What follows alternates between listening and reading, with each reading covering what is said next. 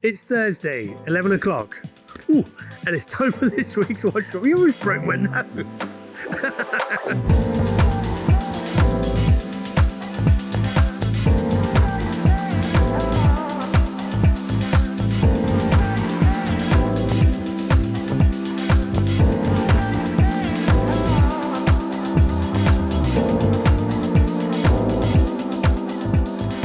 The theme for this week is the ultimate sports watch. And when people ask me that question, often the answer that they're looking for is Nautilus or Royal Oak. But I love to think of watches outside of that realm, outside of the realm of the obvious. And this week, we've got some really great examples of watches that maybe you might not have thought about as the ultimate sports watch. And I'm going to explain why I think they're that special, why they're absolutely on a par and above the Nautilus, and why I like them.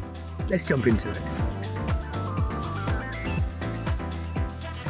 One sports watch from FP Journe is on everyone's tongue at the moment. Everyone is talking about the Elegante, and I understand why. It's the cheapest watch that FP Journe make, but on the second-hand market, on the pre-owned market, it's flying high at the moment, and I can understand why people are going mad for it. It's such a special thing, so much so that this week we've got two in stock. I'm going to pick up the Titleite version first. So both of these watches are titanium in construction, and both of them are quartz. But this isn't just any old quartz movement. This is really special. FP Journe has created a tonneau-shaped watch, which is reminiscent of the Vagabondage line, but it's much cleaner. It's much more traditional in aesthetic on the dial. It's got blued hands and a crisp white dial, and if you get a lume torch, that thing glows up like it's a Timex Indiglo or something like that. It's fantastic. But the technology in these watches is brilliant.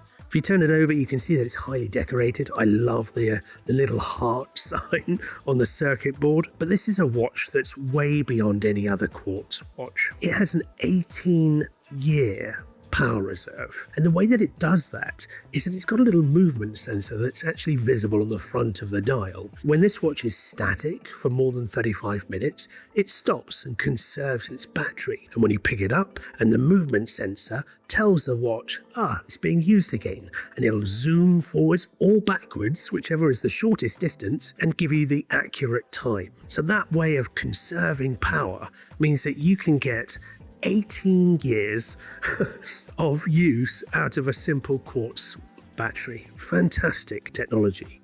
FP Journe actually chose to put a Titleite cover over this watch. It's the same construction as this titanium version, which I'm not touching, so that we can do a little B-roll of it catching up. But this is coated in a way that is almost like a sort of PVD. I think they keep it very quiet how they get this color, but it's a really stark sort of stealthy look, and one that really suits this sort of khaki green rubber strap. It's an incredible watch, and I always talk about this being the ultimate tennis watch for me, because it's so good. It's so thin, it's so light, it's so legible.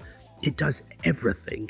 And if you're spending the majority of your week in the office and you're wearing dress watches, if you're going out, you're playing a sports event like football or tennis or golf even, I can't imagine anything more suiting than an Elegante 48. I really do think that it's worth the hype that it's getting at the moment. I think it's incomparable to anything else on the market, and that's despite the fact that it's quartz. But what if you're an outdoorsman, you're less active and you're more hiking up Mount Snowdon or hiking through the Amazonian rainforest? What is the watch that you'd take? Well, the watch that I'd probably take is a Hamilton khaki field watch. I love that thing, and I think bang for buck, it's spot on, and I think so many people expect the same answer. But if you were a multimillionaire and you had bags of cash and you wanted the same aesthetic, but when you're out there on the trails, you want to be able to glance at the time and someone notice that you've got the mother of all field watches, then this from Patek Philippe is the one for you. This is the 5326G. It's a recent release from 2023, I think, from Patek, and it has what they call, I'm not sure if they call it, but colloquially, they call it a sort of camera dial finish, because you've got that sort of textured, almost tarmac-y feeling dial. It's got a clou de Paris finish around the side of the case, so it feels really, really high-end, and it's got those beautiful syringe hands. But it's got an annual calendar complication, and it's got dual time zones. So you're able to flick through your home and away time zones. So if you're out there in a different time zone in the Amazon, like I was saying, then this is the watch for you. It's just so good. It's got a very, very elegant micro rotor movement at the back. It's just every bit of class that you would expect from Patek. And it's not a dress watch. It's absolutely a tool watch on a sort of robust, sort of grippy and textured strap that brings it right down to a sort of field and tool watch aesthetic. I love it. I really do. And actually it goes brilliantly well with my top today. So I'm going to chuck it on.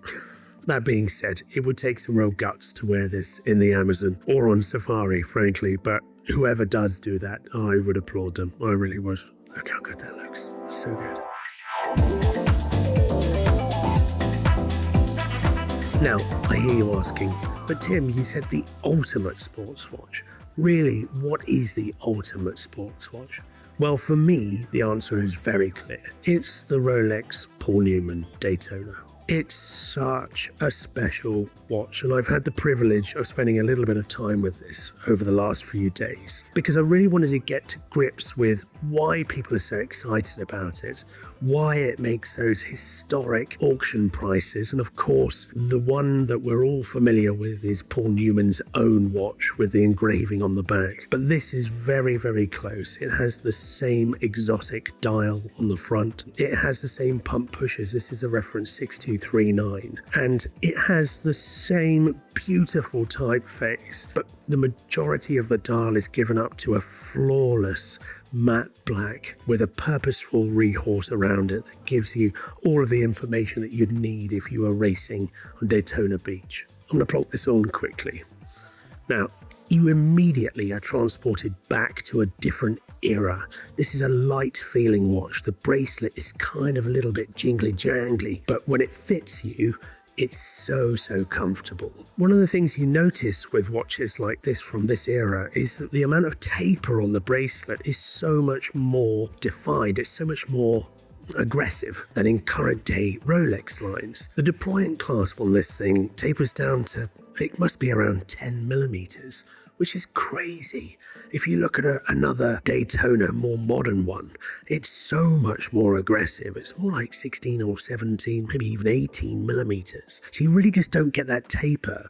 And it gives you that sense of, I don't know, traditional watchmaking in a way. It just feels of the era, and the dial gives you that poetry, that sense of purposefulness. It's definitely a tall watch, but it's such an elegant one.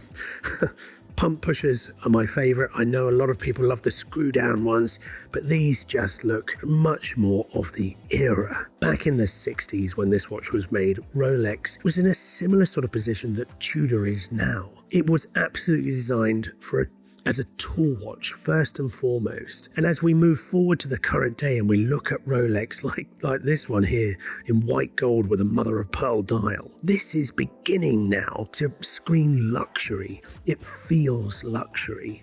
It feels robust and shiny and I guess a little bit blingy. Whereas this being all brushed, all about legibility and comfort, this is a tool watch. Modern day ones are much less so. And back in the 60s, that's not what Rolex was going for.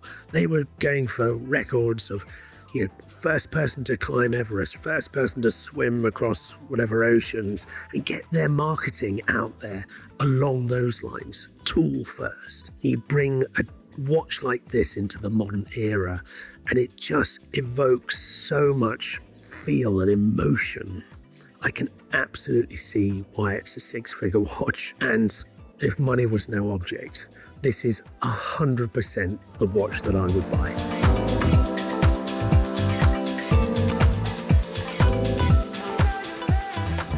So that's this week's drop.